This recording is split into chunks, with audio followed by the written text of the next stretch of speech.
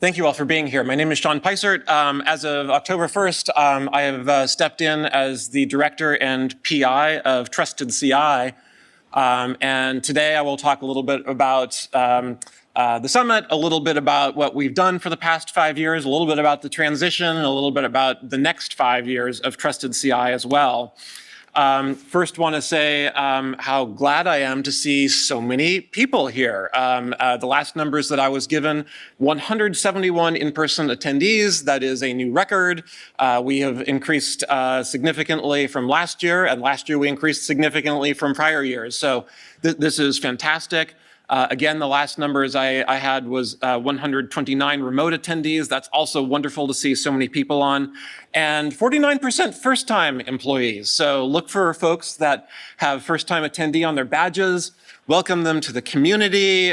We are really very glad to have you here. Please enjoy, meet people, keep coming. We are a community that is tight-knit, friendly, and we hope that you enjoy being part of this community and stay. In addition to the hallway tracks, there is also a Slack channel on the Trusted CI Slack team. So that's hashtag Summit24 Community Slack channel. If you have any questions about getting up on that, please speak with Diana or Jim Marsteller or one of us, and we are very happy to help you get on that as well. Everybody who is here is welcome to be here. We are very glad to have you. If anybody has any concerns about that at all, please find one of the Trusted CI organizers or leads, including Kelly Shute, Jim Marsteller, myself, Jim Basney back there, Jeanette Doppheide, who's just up here, Scott Russell, who's deputy director as well. I have many gratitudes that I'd like to go through very quickly, who put in a lot of work to pull this off. The Summit Program Committee was mentioned by Kevin Thompson, so thank you to Jim Marsteller for his leadership in chairing that, as well as Wade Craig, who's somewhere around here. Very good, thank you, Wade. Fatima Banatwala, Anita Nikolic, Rick Wagner, and Cheryl Washington. Thank you, all of you. I'd also like to thank the organizing committee. Diana Simmer is out managing the desk, as she always is, but is so much a part of pulling this off, making sure that everything works. Also, Leslie Boland, again, Jim Marsteller, Jeanette Doppheide, Jim Basney, Tori Richardson, Kelly Shute. This isn't what it is without all of you. Thank you so much.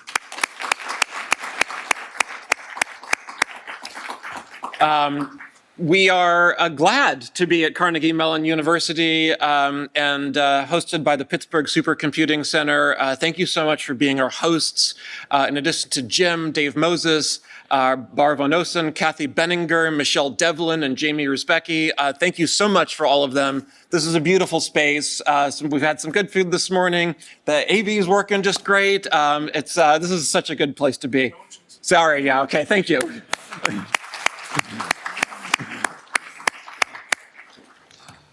In addition to all of you attendees, many of you are also presenters. That's awesome. We're glad to have the community up on stage and being part of these presentations as well, sharing your thoughts and experiences. I'm not going to attempt to read all of these names, but this is clearly a growing list. I had to tweak my formatting a lot as these names kept trickling on. Thank you so much for all of the speakers who are involved in this program. I would also like to give a warm welcome to our student program participants. As Jim Marsteller mentioned, this is going to be an evolving program over the next few years. But in the meantime, we have a wonderful set of students who are joining for this year's program. This is only half of them, so bear with me before I move to the next slide. I would love the members of the community who have been around for a while, and particularly to enjoy meeting some of our students. I've last night at the hotel had some wonderful conversations with students, really fired up about having you all here. And to the students, please come up to us as well and talk to us. We don't usually bite, And we're really glad that you are here, and thank you so much. And again, there's a poster session where we look forward to talking with you more about your work. Here's the second half of students. Again, thank you to all of you for participating here as well. We particularly, I want to highlight, have quite a lot of students, I think, from minority-serving institutions, and we are glad to welcome participants from those institutions as well. As I will talk about, that is something that we are increasingly looking forward to doing over the coming years as well. So very glad to have you here. And I would like to thank the entire Trusted CI team across 7 institutions now, more on that, our collaborators, our partners, particularly CI Compass, another cybersecurity center, or cyber infrastructure center of excellence, and MSCC, the Minority Serving Cyber Infrastructure Consortium, and the U.S. National Science Foundation, under which Trusted CI is now operating under an interagency agreement going forward for the next 5 years as well. Thank you to all of you.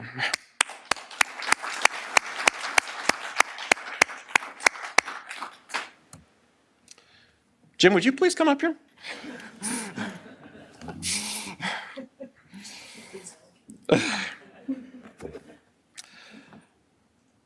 While Jim is coming, so Jim has recently rotated out as Trusted CI Director. Jim, you've spent your career in securing research cyber infrastructure. Since 2012, you've supported the security of research cyber infrastructure in your work with Trusted CI, including serving as Deputy Director from 2019 to 2012 and as Director from 2022 to 2024. Your work as Director has been transformational in enabling Trusted CI's partnership with MSCC, and the cybersecurity community of practice that Trusted CI and is partnering with MSCC on. Your leadership has seen Trusted CI through 5 framework adoption cohorts and through the past 3 NSF cybersecurity summits as Trusted CI has restarted these events following the pandemic more successfully than ever, as you can see here today. Finally, in your term as director, you've been the best partner that I could ever have hoped for in working together to ensure that Trusted CI would continue to be funded for another 5 years. Jim, thank you for your service to Trusted CI and the community, and particularly for your service for the past 2 years, and for your continued willingness to contribute going forward as Trusted CI co-PI and senior advisor, and for your energy and excitement about heading up our new residencies effort. And in recognition, we have this weighty award for you as well. Thank you so much, Jim Basney.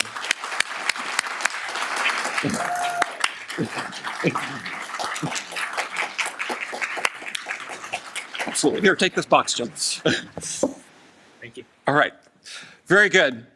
I know Jim probably didn't want to be up on stage, so I'm going to let him go here. But we are indebted to Jim. I have some appreciation and news about some of the co-located sessions and meetings this week. NSF Access is here, the Trusted CI Framework Research Infrastructure Security Community, the WISE community, Zeke, all of you who attended the sessions yesterday have already experienced that. MSCC, Cybersecurity Community of Practice, is here. And in fact, we have a hybrid meeting today that is going to involve both in-person attendees as well as remote attendees joining as part of that. TAGPMA is meeting here as well as OmniSOC members. Oh, and I'm sorry, and also there's a Fellows Alumni Reunion panel and a Risk Quarterly meeting as well. Okay, on to Trusted CI. This is what Trusted CI is going forward. So we have a slightly revised mission that I'm happy to share with you. Trusted CI enables trustworthy NSF science by partnering with cyber infrastructure operators to build and maintain effective cybersecurity programs, publishing resources that are valuable to the broader NSF community, and supporting the processes, tools, and knowledge to secure NSF research progress. As I've mentioned, we now are composed of 7 institutions who are all working towards this mission. So every time that we meet, every time we meet with our advisory committee, every time that we think about strategic planning, we think ourselves with respect to this mission. And so that is our our goal with respect to you is to uphold this mission and support all of you in this way, and we look forward to continuing to do so as we go forward. For the past 5 years, Trusted CI has developed the Trusted CI framework. It's hard to imagine that 5 years ago that was not a thing. So we now have the framework and the Trusted CI Framework Implementation Guide, or FIG. There have been 5 framework adoption cohorts to date, more on that coming in the next 5 years. We have impacted the NSF Research Infrastructure Guide, which references the FIG and aligns with the framework. We've done deep dives through annual foci into trustworthy data, software assurance, operational technology, and security by design. Subsequently developing a guide to securing software, a roadmap for securing OT, and an OT vendor procurement matrix. There have been 35 Trusted CI fellows since 2019 trained in cybersecurity. The research SOC has began during this past 5 years. And again, hosting the NSF Cybersecurity Summit to now over 150 attendees per year. We've had some significant involvement with high-performance computing security in particular. This has been somewhat near and dear to my heart over the past while as well, and so delighted to be continuing to be involved with the NIST HPC Security Working Group. We've hosted a framework cohort of HPC centers and have been involved in organizing HPC workshops at SC the past couple of years as well. Going forward, I am now pleased to share with you some of the new things that we're working on. And so this is going to be an exciting few years, and many new things that many things we're taking on that weren't really part of the past 5 years. Obviously, we're continuing the successes of the past 5 years, but also looking forward to new activities as well. We began the process of trying to figure out what to do for the next 5 years by looking at what NSF is planning to do for the next 5 years. So we looked at the NSF's own visions for what the national cyber infrastructure ecosystem might look like. It called for an agile, integrated, robust, trustworthy, sustainable cybersecurity ecosystem that's driving science and engineering research and education. We looked at the NSF strategic plan, which is focused significantly on research infrastructure, including research cyber infrastructure, from individual labs to major research facilities, with a significant focus on the fact that if NSF and the US do not lead the world in research infrastructure, it cannot lead the world in science and innovation. Infrastructure, including cyber infrastructure, is key to that vision. We also looked at the concerns about cybersecurity going forward, and as Mike Korn, the NSF Cybersecurity Advisor for Research, stated at last year's NSF Cybersecurity Summit, breaches of accounts and systems are inevitable. So resilience for a facility needs to be addressed. That consists of to minimize the likelihood of successful attacks and opportunistic attacks, minimize the impacts of the ones that do occur, and to minimize the period of disruption. And so Trusted CI is taking all of this insight in as we consider our own efforts going forward. In the past 5 years, the JSONs have also met and examined NSF security and cybersecurity in particular, and they have also reported out on their own concerns and recommendations going forward, including recommendations on risk assessment, strategy, coordination, reviews, response, resourcing, and so on. Trusted CI is fully supportive of all of these JSON recommendations, and in fact have aligned these recommendations with the framework as well. We also coordinate with the NSF Cybersecurity Advisor for Research, that infrastructure, that's Mike Korn, and the Program Director for Cyber Infrastructure and Cybersecurity in the NSF Ocean Sciences Directorate, and that is Laura Stolp.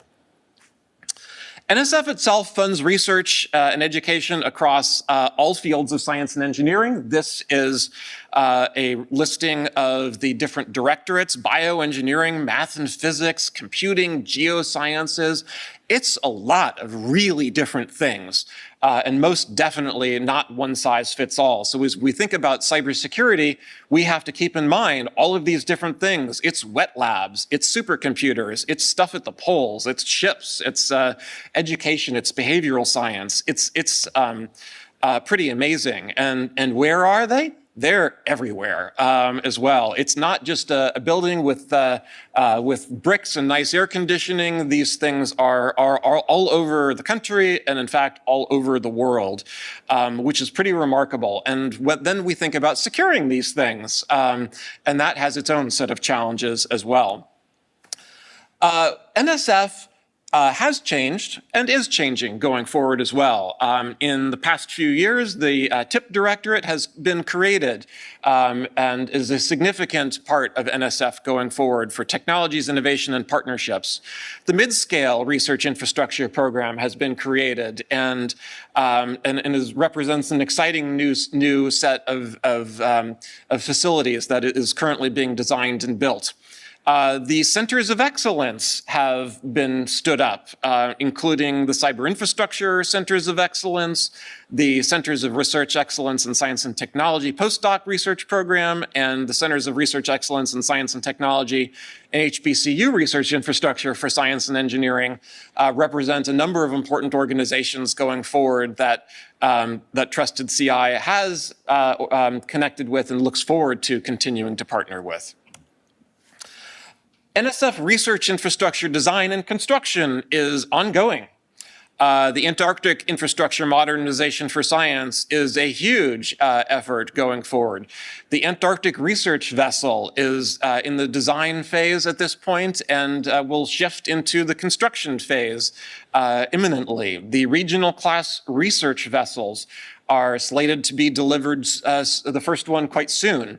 The leadership class computing facility has been announced recently and is an exciting new computing opportunity.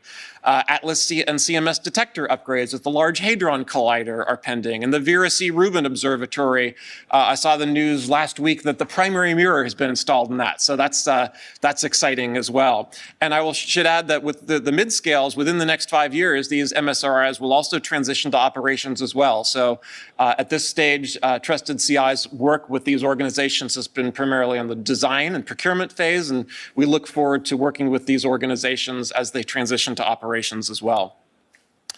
NSF science is changing. As we thought about our next 5 years, we read NSF's strategic plan. We also read quite a few decadal studies that are produced often in combination with National Academies studies. And so we looked at physics, we looked at biology, we looked at astronomy, we looked at oceanography to understand what all of these organizations planned going forward as a way of understanding what we would do. Some of the things we learned about included the imminent creation and use of self-driving labs through automation and AI, field-deployed distributed facilities outside physical protection parameters, lots of operational technology, and larger facilities and much more data. So you can see a few examples of these things here. So some of the field-deployed facilities off on the right, some self-driving robotics that we're seeing particularly in a lot of synthetic biology, but are going to be, I think, more ubiquitous. Some of the telescope operations out there, OOI floats sitting out in the ocean. These things all present their own set of challenges that inform how we need to think about security. You start doing automated labs where a human is not necessarily in the loop in an iterative scientific process. That creates really interesting research opportunities. It really creates interesting security challenges as well.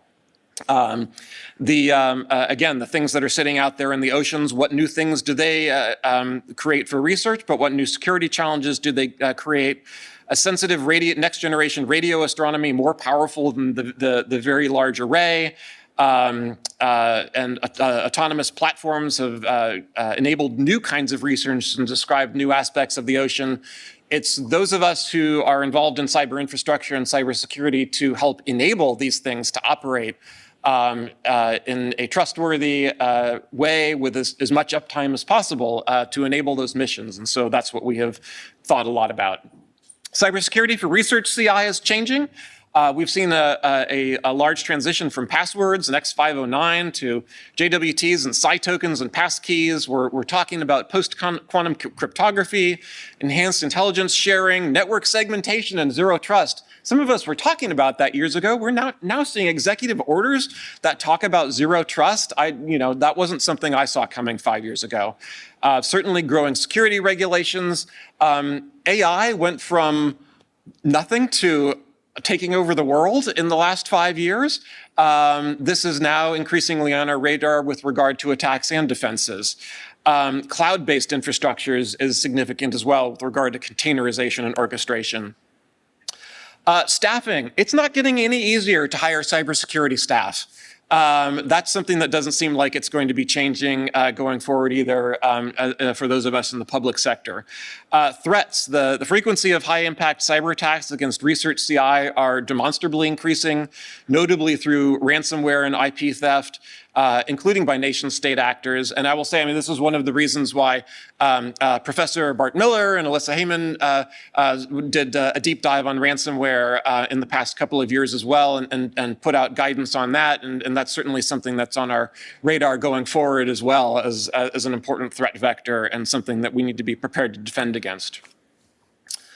Regulated research has become very significant in the past 3 years. That is also something that is unlikely to be changing. This began to be addressed particularly by NSF with the creation of the Regulated Research Community of Practice, or RCOP, which has been run by Carolyn Ellis and Eric Dumans. Carolyn is currently at Arizona State University, Eric at the University of Florida. Carolyn and Eric have built RCOP into a pretty incredible organization. So all of these dots shown on this map represent the different institutions that are part of RCOP, which includes organizations internationally as well as organizations in the US and Canada, Australia, of all sizes. And we at Trusted CI are pleased now with this new award to add RCOP not just as a partner that we talk to every once in a while, but an organization that is part of Trusted CI's mainline activities, given the broad community of importance of RCOP and synergies that Trusted CI and RCOP have together. And so we're pleased that this is an ongoing partnership, and we look forward to supporting RCOP's activities. We look forward to integrating more regulated research concepts into Trusted CI's other activities as well, as those become increasingly important as both organizations and communities thrive. The Trusted CI framework, which hopefully all of you know, love, and use, is continuing as it always has. It, at its core, is 16 clear and concise requirements based on research and best practices and evidence of what works. It's designed to be universal and timeless. And goes beyond technical controls. It doesn't come in and say, thou shalt install a firewall. That may well be important, but its security is so much more important than that. Similarly, the Framework Implementation Guide is designed to be a guide that helps to actually implement the framework. That is a community-tailored head start on having on going down this path, including roadmaps for establishing programs, advice, and pointers to a variety of resources. And it was built by Trusted CI's multi-institutional team and vetted by the Framework Advisory Board that covers the diversity of the community. And I would be remiss if I didn't share the names of this advisory board have been really instrumental in the past and continue to be instrumental going forward in shaping the framework and the framework implementation guide. And so we are quite grateful to them and having many of you here, in fact, today.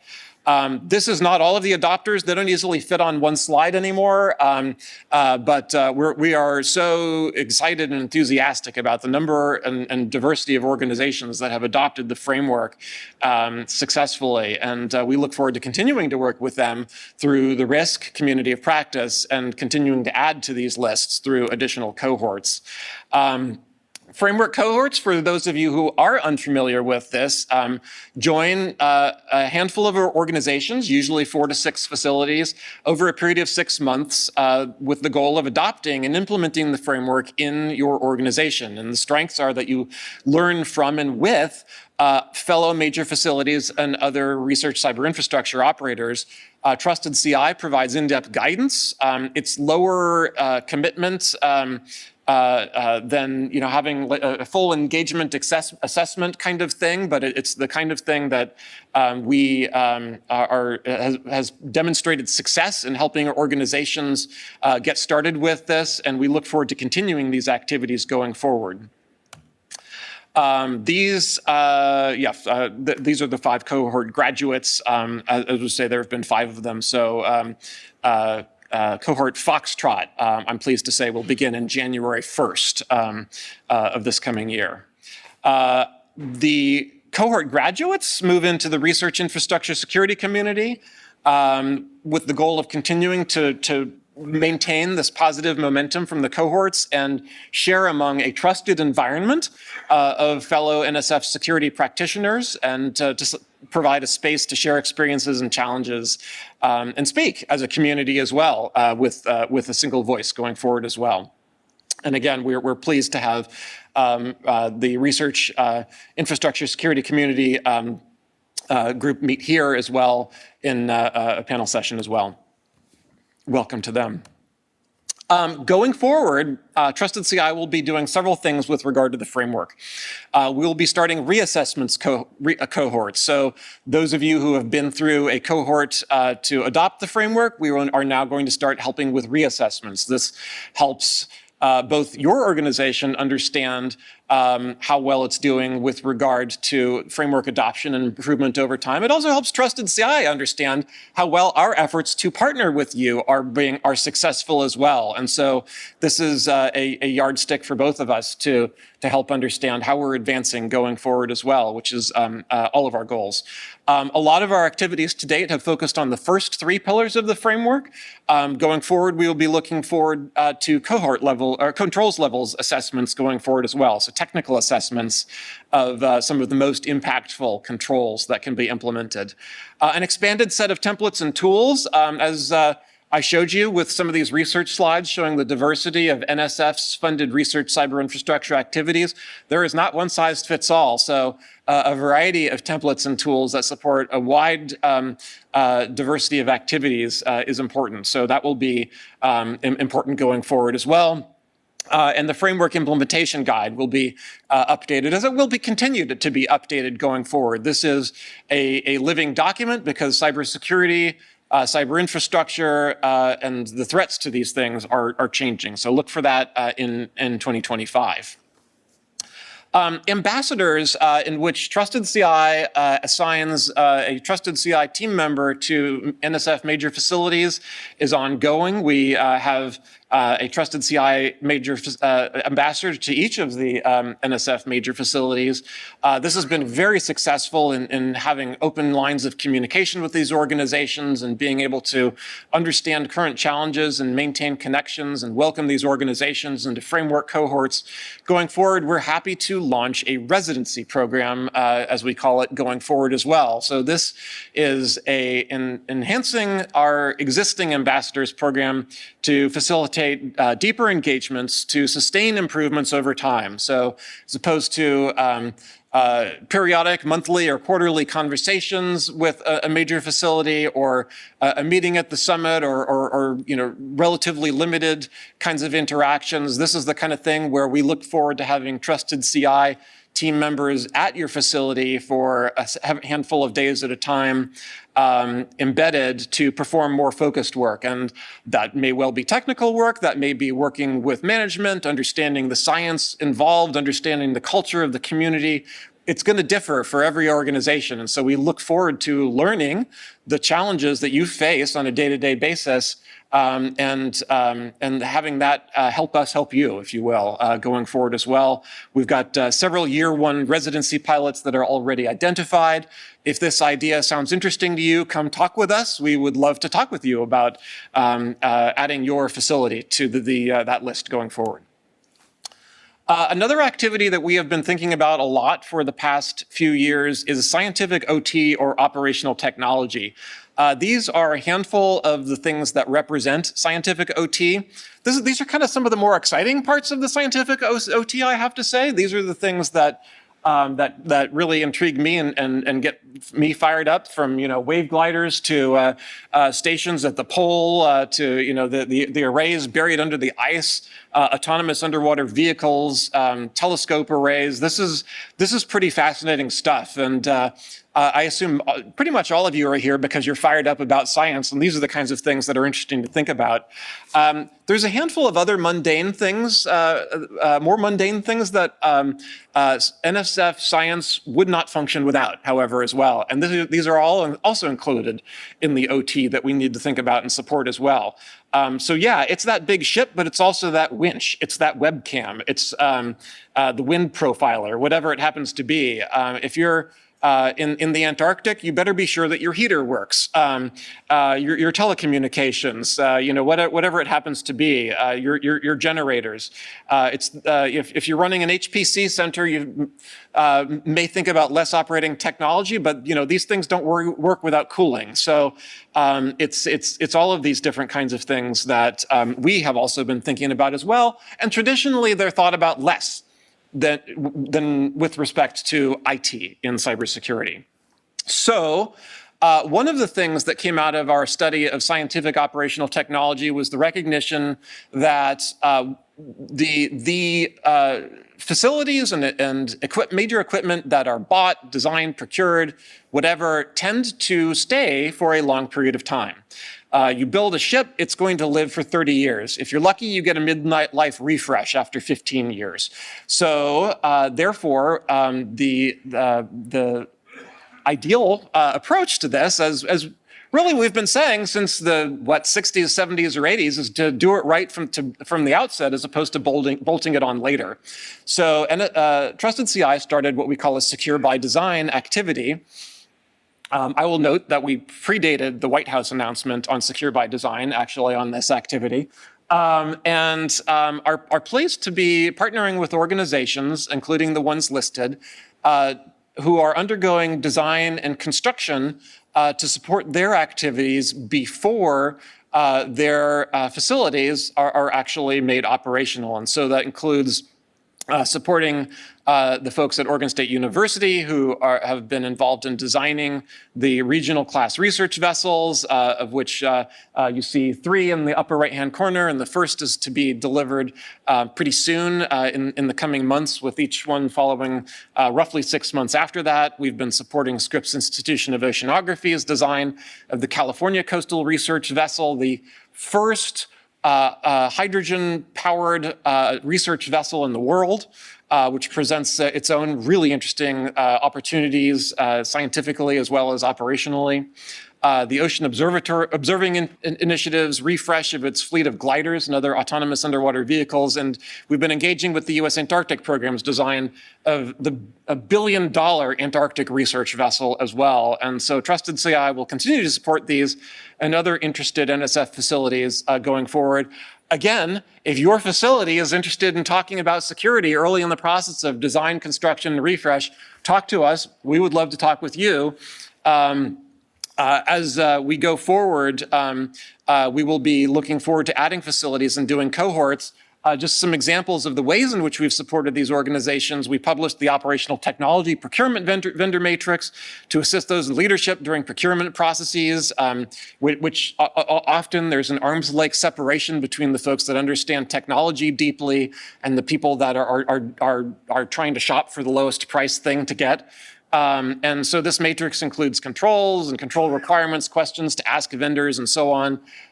2 weeks ago, we published version 2 of this that includes mappings to MITRE ATT&CK and ISO IEC requirements, and also a guide for using this document as well. So we're excited to have the community use this. We've also already received some great feedback about the ways in which this has transformed the procurement process. And so we welcome and invite other organizations to use this and to ask us questions and to give us feedback about what this is or isn't doing for your organization during procurement processes. These slides will be available, so by all means, You don't have to copy down the Zenodo links now, but they are up on our website as well. We will be having a panel, so please come join us Wednesday. This is a TLP Amber session, so it's not webcast, but I'll be sharing out experiences from these so far. And again, reach out to us if you would like to engage with us. We've got a wonderful team who's been working on this now for the past almost 2 years. Regulated research, as I mentioned, is becoming increasingly important. So Trusted CI is expanding to support regulated research. We've always had some activities in this space. There have been some presentations, webinars, panels. We've had a couple of engagements here and there that have focused on regulated research. This is now a mainline activity given increasingly importance in this. And so Trusted CI looks forward to leveraging RCOP going forward as well. 320 institutions with every US state and several international resources, hundreds of resources, tools, templates, and lessons learned going forward. Please check out regulatedresearch.org to learn more about this. It is community built and driven in many ways. So Carolyn is the captain of this ship, but there are many involved in contributing to the dialogue and expertise and experience that the community shares among itself. Trusted CI staff have been and will continue to be involved, webinars, there's partnerships with EDUCAUSE and CASC, plenty of leadership opportunities for workshops, working groups, mentoring. If you are not part of the Higher Ed CUI Slack group, 1,100 members, fascinating conversations on this. If you are doing or contemplating anything with regard to regulated research, please join. It will be well worth your time to do so. Like all of Trusted CI's activities, there is a distinguished stakeholder advisory board as well that contributes to RCOP's functions and operations going forward as well. And I know we have at least some of these folks here today as well, and they've done wonderful things in helping shape this organization too. Monthly webinars, second Wednesday of each month. They are recorded and posted online, but there's some great real-time conversations. Average attendance between 130 and 160 people. That's pretty remarkable for webinars. Again, this is a remarkable community, and we're so excited to be able to benefit more directly from this community going forward as well. Oh yes, and workshops, including this afternoon. I would like to highlight some past workshops as well as regulatory compliance for research, focusing on DFARS, CMMC, HIPAA, GDPR, and NSPM 33, which I know there's been a lot of hallway conversation about some of these things that I've already heard over the past hours as well. So wonderful organization. Please check out all of these opportunities. Looking forward, we look forward to incorporating concepts from regulated research into Trusted CI's activities. The framework will be taking regulated research into account increasingly. Ambassadors, this will be incorporated into our fellows and students curriculum going forward. We'll be looking to grow NSF cyber infrastructure operators in the RCOP activities who are addressing regulated research, developing a maturity roadmap, augmenting awareness and advocacy, and looking for increased RCOP participation in the summit. So again, learn more, and there's also RCOP talk on Wednesday as well. Trusted CI Fellows. As I mentioned, Trusted CI has graduated 33 fellows since 2019, and we are so glad to have this program. They are members of the community that we have had wonderful opportunities to meet, get to know.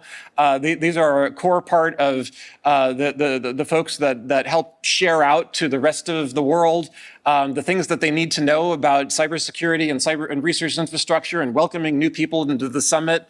And this is the concept behind this program is that we have worked with these individuals for 6 to 9 months and met with them periodically over workshops and webinars and trained them in certain cybersecurity practices on how to support NSF science and the scientific mission. And we are going to continue that going forward. Given that this is so beneficial to the community to bring them in and help them go out as advocates, come join us at the Fellows panel today at 4:00 p.m. as well. That's another great activity to hear about all of their activities. Going forward, we are thinking about this more broadly as workforce development. As I mentioned earlier, this is one of those things that is not a new challenge, but it is a persistent and pernicious challenge that we continue to face going forward, is a skilled cybersecurity workforce. And so we look forward to helping to address that problem in what ways that we can. And one of those ways is in rebooting the Fellows program, and we're also rebooting our students program in certain ways going forward as well. We are looking to expand the capacity, expertise, and diversity of CI operators in particular. We have recognized that there is substantial untapped expertise in traditionally underrepresented communities and at traditionally institutions where those communities have particularly abundant numbers. And so we are looking forward to democratizing computing and cybersecurity training and expertise and experience that includes the missing millions. Looking forward,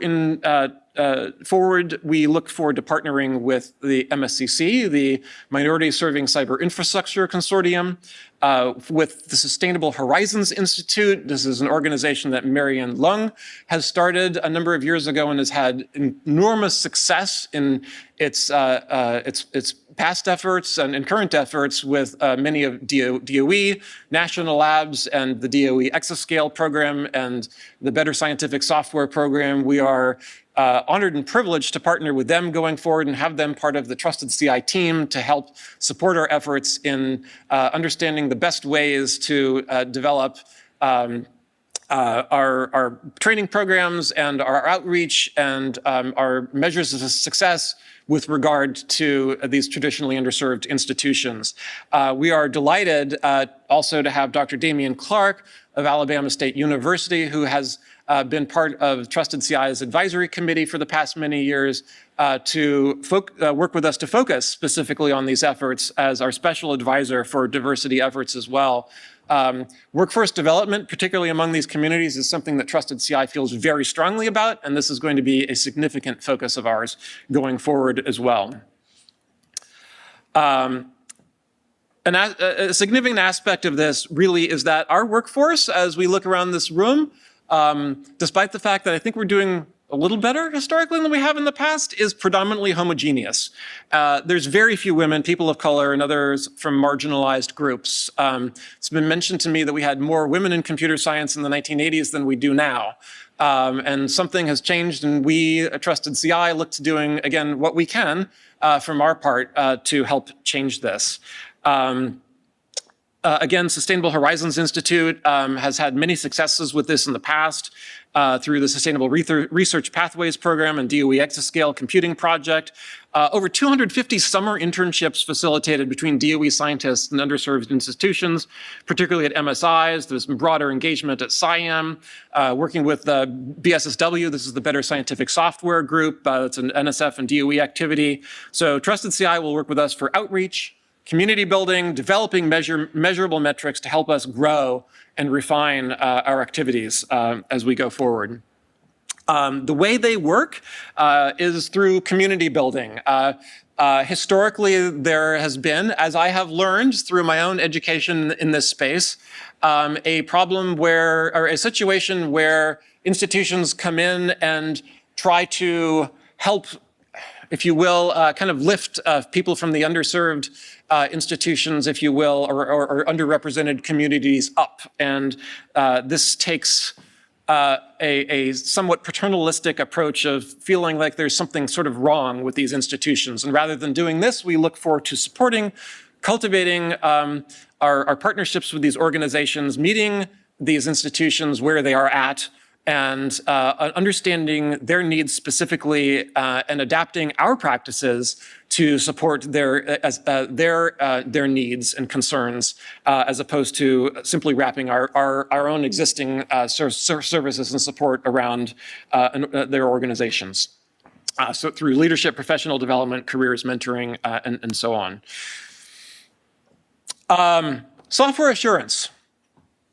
Software assurance is something that has been part of Trusted CI, I'm pretty sure from its outset. Oh.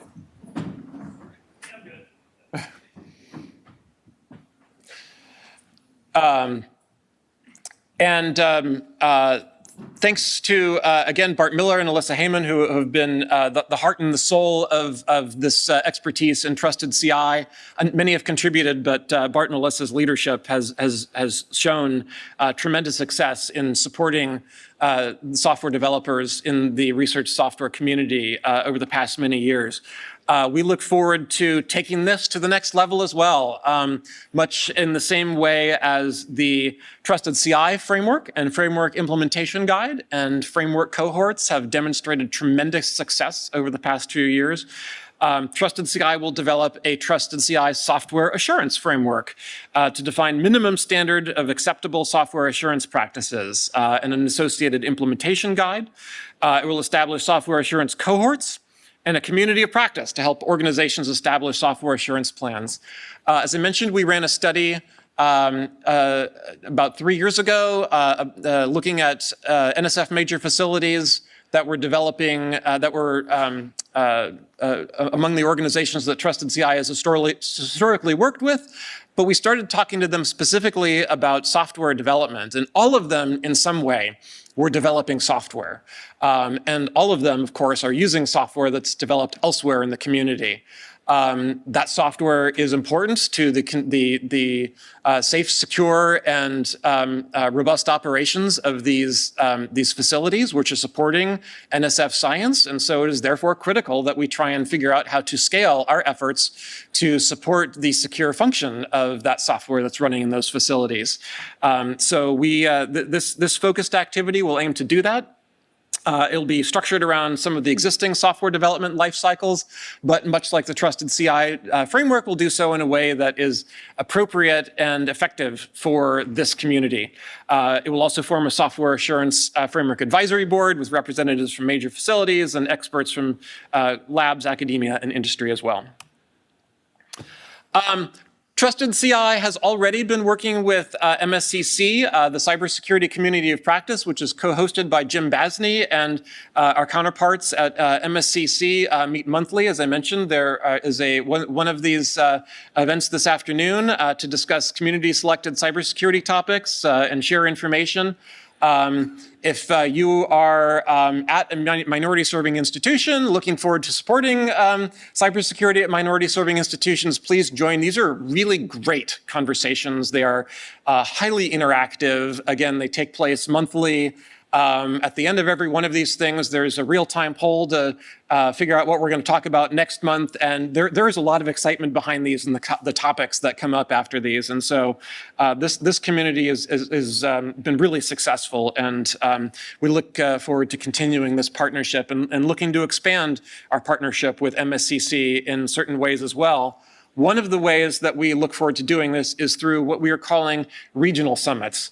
Many of the communities, many of the organizations with traditionally underrepresented populations are not in locations where we have had many of our NSF cybersecurity summits like Berkeley or Pittsburgh or Washington, D.C.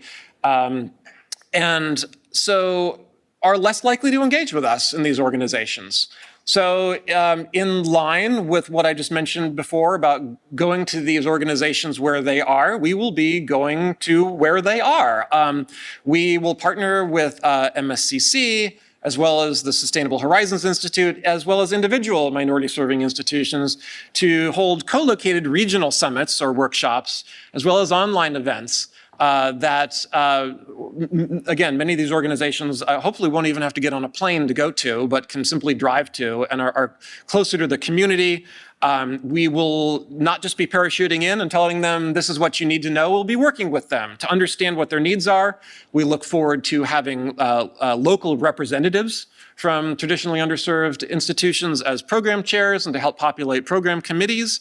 We will help lead training sessions according to the needs that are identified by the regional summit program committees. If you sense a theme, Trusted CI is looking to be more inclusive, equitable, diverse, and accountable. Trusted CI is composed now of 7 institutions, and we have always tried to adhere to the principles of diversity and other and inclusion according to our individual institutions. But going forward, we look to amplify this and augment this in concrete ways. Cybersecurity in particular requires diverse perspectives. We have learned that diverse populations function better. There are more insights, there are more ideas, there are more capable hands at the table when this happens. Cybersecurity suffers from a pretty significant lack of diversity. Trusted CI will not change all of this, but we would like to do our part, and we would like to do that in a meaningful way. So this is in our proposal. This is in our cooperative or our interagency agreement with NSF. We are looking to address this through workshop development, through regional summits, through outreach and other community building efforts.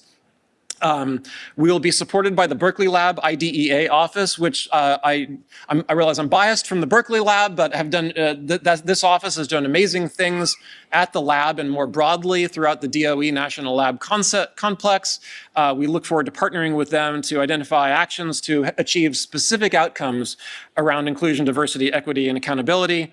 Including individuals from underrepresented groups and STEMs, and identifying the extent to which Trusted CI's activities can benefit and benefit from traditionally underserved communities. And again, I'm grateful to the LBNL IDEA Office, the Sustainable Horizons Institute, to Dr. Damian Clark as our special advisor for diversity efforts.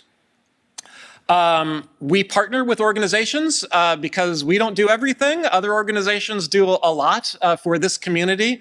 Cybersecurity doesn't work without cyber infrastructure and science gateways and authentications and big data and network performance and so on. And so we're really glad to have all of these organizations. And I would like to point out that several of these organizations are hosting workshops and BOFs this week.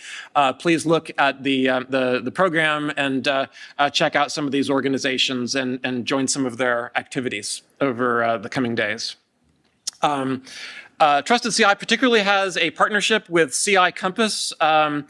We often work together with them on engagements and activities. These are 2 of the premier centers of excellence, Trusted CI and CI Compass, funded by OAC to help the science community. We co-founded the Identity Management Working Group together.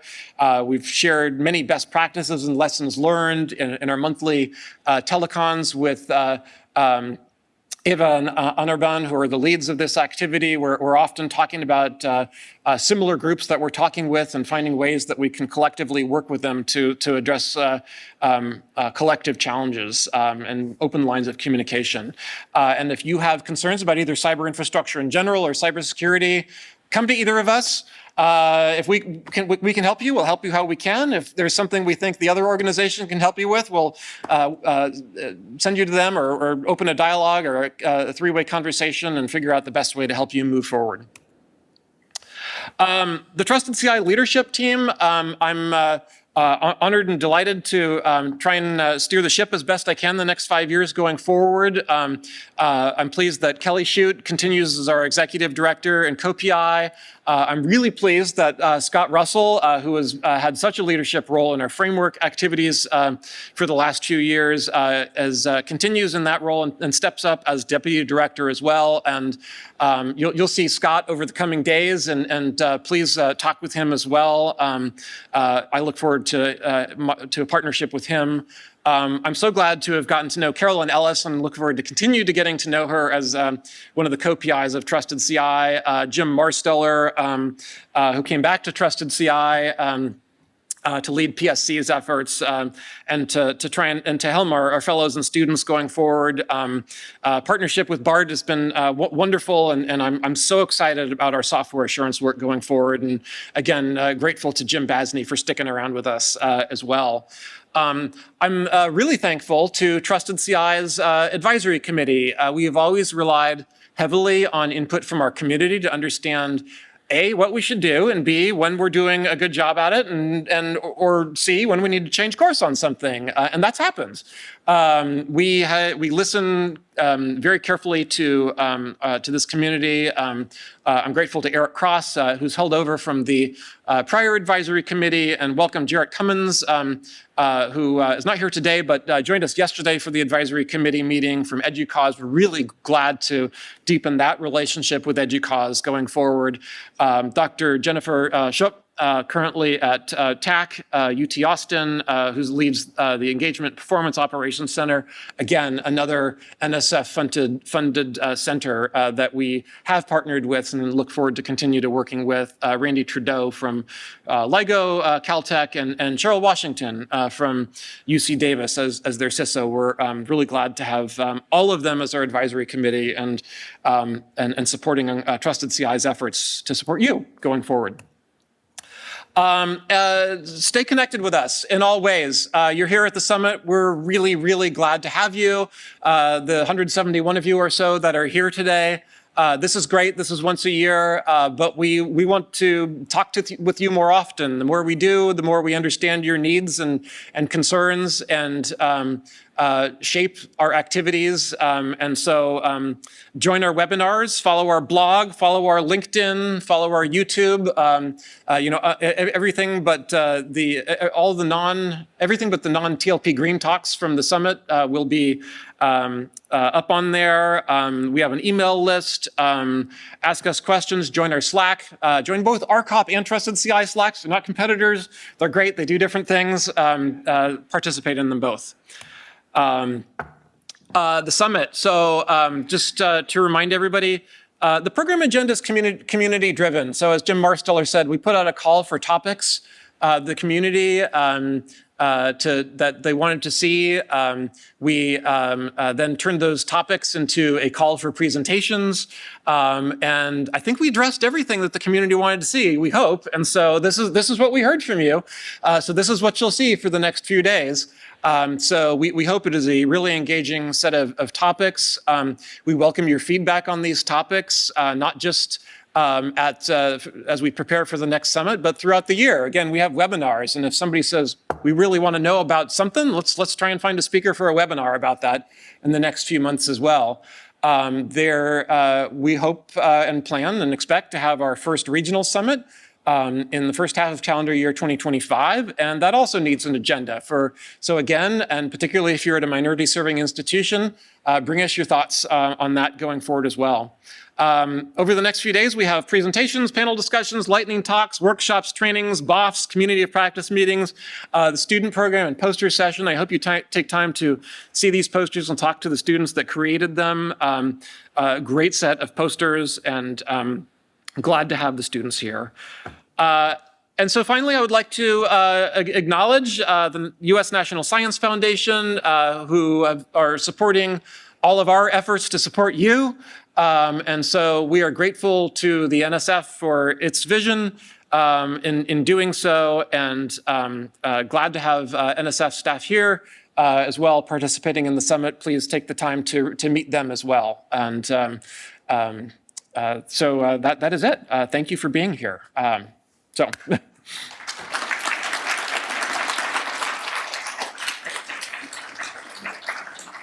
No, it's fine. So we have a break? We have a break until when? Until 11 o'clock. Okay, we have a break until 11 o'clock. So I hope to meet many of you in the hallway track over the next few days. Thank you so much.